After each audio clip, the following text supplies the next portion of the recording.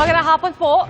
Umalingaw-ngaw ang barilan at pagsabog ng grenada ng tambangan ng konvoy ng alkalde ng Sheriff Aguac sa Maguindanao del Sur. Nahulikam ang mismong ambush. Ligtas ang alkalde pero sugatan ang dalawang kasama niya. Nakatutok si Argel Relator ng GMA Regional TV. Habang nakahinto ang minivan na yan sa Barangay Poblasyon sa Sheriff Aguac, Maguindanao del Sur, kaninang umaga, may bumabang dalawang armadong lalaki at pinaputok ng isa ang animoy rocket-propelled grenade.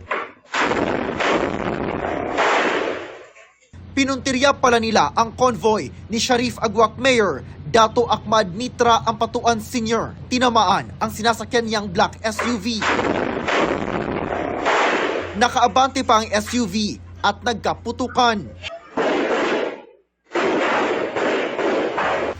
Kalaunan, huminto ang SUV sa isang kalsada at umalingaw-ngaw ang sunod-sunod na putok.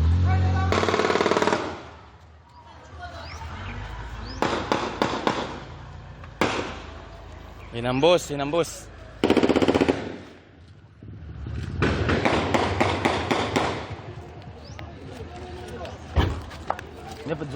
Ayon sa pulisya, papauwi na si Mayor Ampatuan ng Tambangan kaninang alas 6 ng umaga.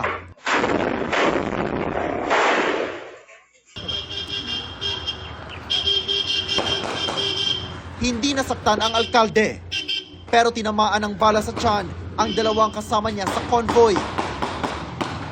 Kabilang ang kanyang security escort. Isinugod sila sa pagamutan. May follow-up vehicle, sakay doon yung ilang mga security din ni Mayor. Yung mga securities niya, sir, nakapag-retaliate sa mga suspect. But dalawa sa securities niya ay wounded din kanina. Both ay may tama sa left side ng abdomen. Tumakas ang mga suspect sakay ng minivan. Pero sa hot pursuit operation, 3 suspect ang napatay sa bayan ng Dato Unsay.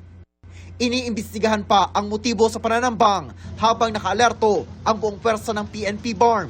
Sinusubukan pa ng GMA Integrated News na makuha ang panig ni Mayor Ampatuan kaugnay sa pananambang na ikatlong tangka na pala sa kanya.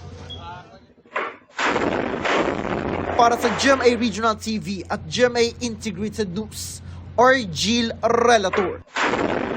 Nakatutok 24 oras.